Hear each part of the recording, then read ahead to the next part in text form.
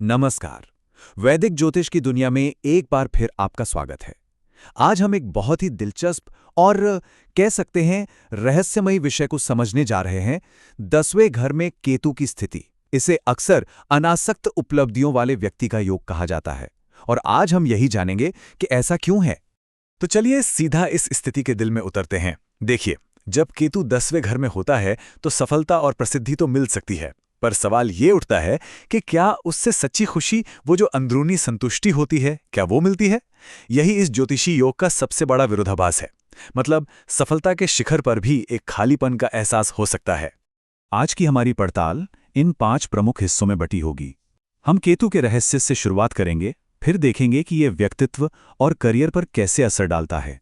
इसके बाद हम अर्थ की गहरी खोज, इससे जुड़ी चुनौतियों और उनके समाधानों पर बात करेंगे और अंत में समझेंगे कर्म योगी के मार्ग को। तो चलिए पहले हिस्से से शुरू करते हैं। इस रहस्य को समझने के लिए हमें सबसे पहले कुछ बुनियादी बातों को जानना होगा, जैसे ज्योतिष में 10वां घर आखिर है क्या, और जब केतु जैसा छाया ग्रह वहां बैठता है तो होता क्या है। वैदिक ज्योतिष में जो 10वां घर होता है ना, उसे कर्म भाव भी कहते हैं। ये एक तरह से हमारी पब्लिक इमेज का आईना है। ये हमारे करियर, समाज में हमारी हैसियत, हमें मिलने वाली प्रसिद्धि और हमारे कर्मों को दिखाता है।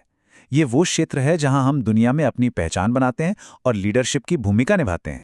यहाँ एक बहुत आम गलतफहमी को दूर करना जरूरी है। कई लोग सोचते हैं कि 10वें घर में केतु का मतलब करियर में नाकामी है, लेकिन ऐसा बिल्कुल भी नहीं है। यह सफलता को रोकता नहीं, बल्कि सफलता की परिभाषा ही बदल देता है। ध्यान बाहरी उपलब्धियों से हटकर आंतरिक संतुष्टि पर चला जाता है। तो ये ऊर्जा किसी व्यक्ति के व्यक्तित्व और पेशेवर जीवन में असल में दिखती कैसे है? चलिए अब इसके प्रैक्टिकल पहलुओं पर एक नजर डालते हैं। जिन लोगों की कुंडली में ये योग होता है, उनमें अक्सर प्रसिद्धि या पहचान की कोई खास चाहत नहीं होती। वो सुर्खियों से दूर चुपचाप अपना काम करना पसंद करते हैं। उन्हें आज़ादी से काम करना भाता है, इसलिए किसी के अधीन काम करना उन्हें मुश्किल लगता है।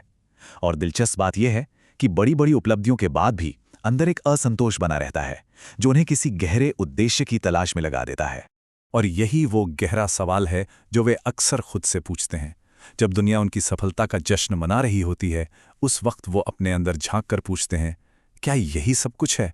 क्या इसके अलावा और कुछ नहीं है? इनका करियर का रास्ता कभी सीधा नहीं होता। ये लोग अक्सर अपनी नौकरी या फिर पूरा का पूरा करियर ही बदल देते हैं। इनकी यात्रा काफी अप्रत्याशित होती है और इन्हें सफलता भी अक्सर गैर पारंपरिक यानी अनकन्वेंशनल क्षेत्रों में मिलती है। ये किसी तयशुदा कॉर्पोरेट ढांचा में आसानी से फिट नहीं हो पाते। तो सबसे महत्वपूर्ण बात यह है, जब ये लोग पद, वेतन या हैसियत के पीछे भागना छोड़कर अपने दिल की आवाज और अपने असली उद्देश्य को फॉलो करना शुरू करते हैं, तभी उन्हें सच्ची कामयाबी और संतुष्टि मिलती है। चलिए अब बाहरी करियर से हटकर भीतर की यात्रा पर आते हैं। यह स्थिति सिर्फ नौकरी बदलने तक सीमित नहीं है, बल्कि ये जीवन में गहरे अर्थ और उद्देश्य की खोज की एक कहानी है। इस एहसास को समझने के लिए एक कल्पना करते हैं। सोचिए कि कोई व्यक्ति मंच पर एक तेज स्पॉटलाइट के ठीक नीचे खड़ा है। सारी दुनिया की नजरें उसी पर हैं। प्रसिद्धि और पहचान की वो रोशनी तो है, पर उसकी गर्माहट महसूस नहीं होती। उससे मिलने वाली खुशी जैसे गायब है। एक अजीब सा अलगाव, एक डिटैचमेंट महसूस होता है, जैसे ये सब किसी और के साथ हो रहा हो, अपने साथ नहीं। और यही अलगाव उनके सत्ता के साथ रिश्तों में भी झलकता है। उन्हें अपने बॉस या अधिकारियों के साथ तालमेल बिठाना अक्सर मुश्किल लगता है।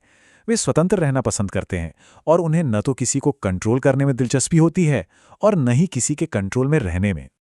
और यहाँ केतु का सबसे गहरा आध्यात्मिक सबक छिपा है।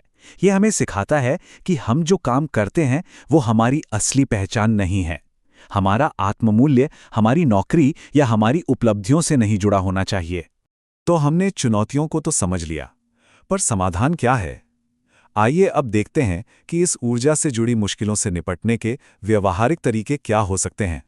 संक्षेप में कहें तो मुख्य चुनौतियां हैं: करियर में लगातार उतार चढ़ाव, भविष्य के लक्ष्यों को लेकर कन्फ्यूजन, सफलता के बाद भी खालीपन का एहसास और अधिकारियों के साथ टकराव।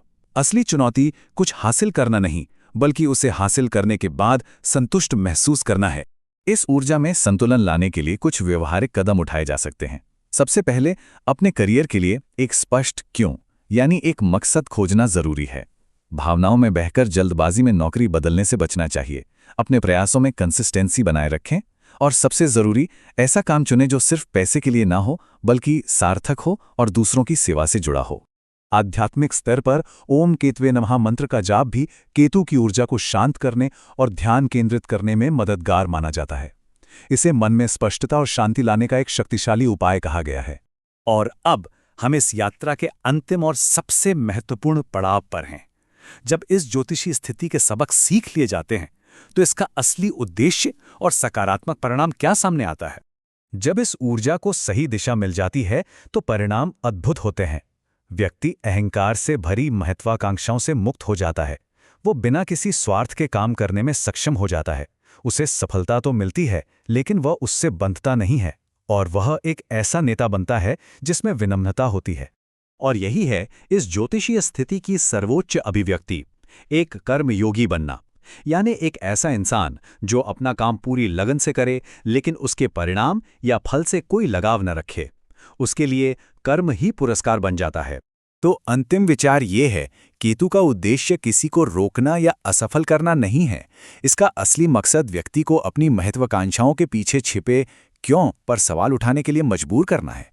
क्या ये चढ़ाई अहंकार के लिए है या किसी बड़े उद्देश्य के लिए? और अंत में ये शक्तिशाली बात इस पूरी चर्चा का सार है। जब केतु 10वें घर में हो तो मानो ब्रह्मांड का यही संदेश है, मकसद के लिए काम करो, तालियों के लिए नहीं। क्योंकि सच्ची संतुष्टि भीतर से आती है, बाहर से नहीं।